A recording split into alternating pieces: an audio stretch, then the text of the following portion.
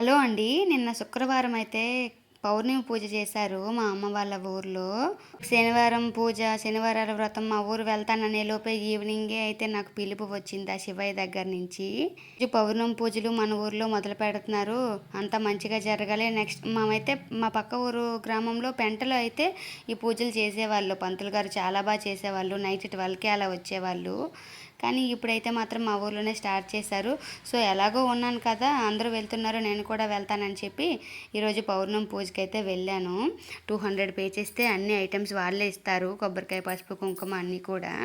మొత్తానికైతే పౌర్ణమి పూజకి అటెండ్ అయిపోయాను. శివయ్య కూడా పూజ చేసుకోవడం నాకు చాలా హ్యాపీ అనిపించింది. అసలు వెనకెట్టి వెళ్ళడం నాకు అస్సలు ఇష్టం ఉండదు. సో నేనైతే పూజ చాలా చక్కగా చేసుకున్నాను. ఎలాగో శుక్రవారం అంతా ఎలాగో ఫాస్టింగ్ ఉంటాను కదా, ఏమీ తినను. సో అలా ఈవినింగ్ అయితే పౌర్ణమి పూజకి అటెండ్ అయిపోయాను. మంత్లీ ఒకసారి పౌర్ణమి వస్తుంది కదా, ఆ పూజకి నెలకు ఒకసారి తప్పకుండా అయితే పౌర్ణమి పూజలు జరుగుతాయి. దానికోసం అయితే ఒక పళ్ళెము, ఒక చెంబుతో నీళ్ళైతే గుడికైతే తీసుకెళ్ళాము. సో మొత్తానికి శివలింగానికి అభిషేకాలు, వినాయకుడికి పూజలు అయితే చేశారు పంతులు గారు. అందరూ కూడా వచ్చారు. ఒక 20 మెంబర్స్ అయితే వచ్చారు. అందరూ కూడా పూజకి అటెండ్ అయ్యారు. మేమైతే ఫస్ట్ పసుపు గణపతిని తయారు చేయమన్నారు. పసుపు గణపతిని చేసి ఆయనైతే అష్టోత్తరాలు, గణపతి పూజకి కావాల్సినవన్నీ పూజ అయితే చేశారు. మేము ఆయన అక్కడ ఉంటుంటేనే ఇక్కడ మేము పూజ ప్రాసెస్ స్టార్ట్ చేశాము. కొంచెం పువ్వులు తెచ్చుకొని పసుపు గణపతిని స్టార్ట్ చేసి ఇంకా మొదలుపెట్టాము పూజ అయితే. వీళ్ళైతే ఆల్రెడీ పెంట గ్రామంలో మా ఇంద్రబాప్ప, ఇంకా బాప, నారాయణ బాప వాళ్ళైతే మాత్రం ముందుగానే వెళ్ళేవాళ్ళు పెంట పూజకి, పౌర్ణమి పూజలకి. సో వాళ్ళు అక్కడ ప్రాసెస్ బాగుండేది. అక్కడ పంతులు గారేమో ఇక్కడ రంగరాయపురం శివాలయంలోకి వచ్చేసారంట. అందుకు ఇక నుంచి ఇక్కడ స్టార్ట్ చేద్దామని చెప్పారు. సో పూజ అయితే చాలా బాగా చేశారు. మన దగ్గరలో ఉన్న శివాలయంలో ఈ పూజలు ఎక్కడెక్కడో డబ్బులు ఎక్కువ ఎక్కువ కట్టేసి వెళ్తాం కదా. సో ఈ పూజకైతే వీలైనంత వరకు చాలా బాగా అటెండ్ అవ్వండి. మంచిది. పూజ అయితే చాలా బాగా చేశారు. వీలైన వాళ్ళు అయితే తప్పకుండా అయితే ఈవినింగ్ అయితే నెలకు ఒక్కసారి పూజకైతే వెళ్ళండి. పూజ అయితే బాగా చేశారు. ఫస్ట్ అయితే వినాయకుడికి పూజ అయితే అయిపోయింది. వినాయకుడి మంత్రాలన్నీ అయిపోయినాక శివయ్యకి అయితే అభిషేకాలన్నీ చేశారు. శివయ్యకి అభిషేకాలు చేసి ఇంకా బిల్వాకులతో తోరణాలు, ఇంకా దండలు వేశారు. ఇంకా కొబ్బరికాయలు అయితే అందరికీ అందరం పే చేస్తాం కదా మనీ, అందుకు కొబ్బరికాయ కొట్టి లింగానికి అయితే విభూది అంతా అభిషేకాలు అయితే చాలా చక్కగా జరిగాయి. పూజ అయితే చాలా బాగా చేశారు. తర్వాత అమ్మవారికి అయితే పూజించారు. అమ్మవారికి అయితే కుంకుమతో పూజ చేస్తాం కదా, సో అమ్మవారికి అయితే పూజ అయితే చేసుకున్నాము.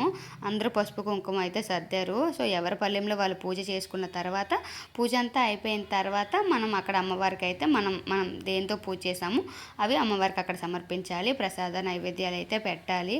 పూజ అయితే నిజంగా చాలా బాగా చేశారు. రంగరాయపురంలో అయితే మాత్రం ఎవరికి వీలైతే వాళ్ళు వెళ్ళండి. ఎందుకంటే పెంట వెళ్ళే వాళ్ళు ఇంత దూరం నైట్ 12కి అలా వచ్చేవాళ్ళు పూజ చేసుకొని, అదేదో మన ఊర్లోనే 8కి అయిపోతుంది, 5కి స్టార్ట్ చేసి 3 గంటలు కూర్చుంటే పూజ అయిపోతుంది. నాకైతే ఎగ్జాక్ట్ నేను 5:30 కూర్చున్నాను, 8:30 అయింది.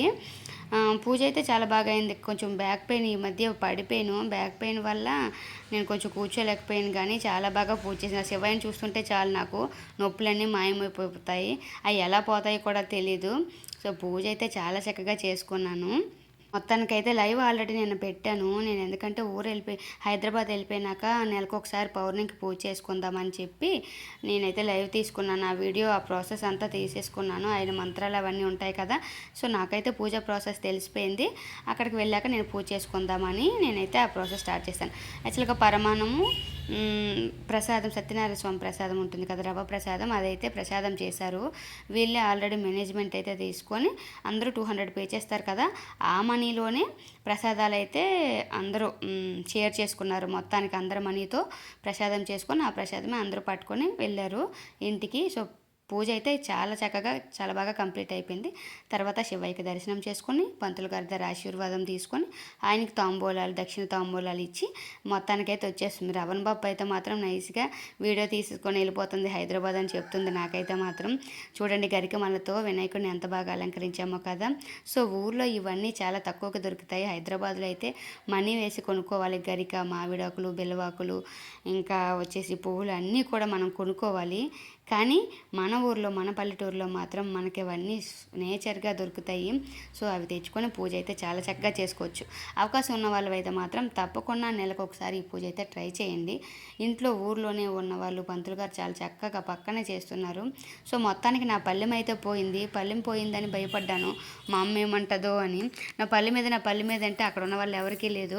సో కంచు పల్లెం కదా, ఇప్పుడు రేట్లన్నీ చాలా ఎక్కువగా ఉన్నాయి. తర్వాత వీడియో పనికొచ్చింది నాకు. వీడియోలో ఎవరి దగ్గర ఉందో పళ్ళెం అని చెప్పి పళ్ళెం అయితే మారిపోయింది. సో వేరే అక్క తీసేసుకోయింది. సో రిటర్న్ వచ్చి చేంజ్ చేసేసుకున్నాము. సో మొత్తానికైతే పూజ కంప్లీట్ అయ్యింది. వీడియోని అయితే లైక్ చేసి నా ఛానల్ అయితే సబ్స్క్రైబ్ చేసుకోండి friends. Thank you very much. Thank you all.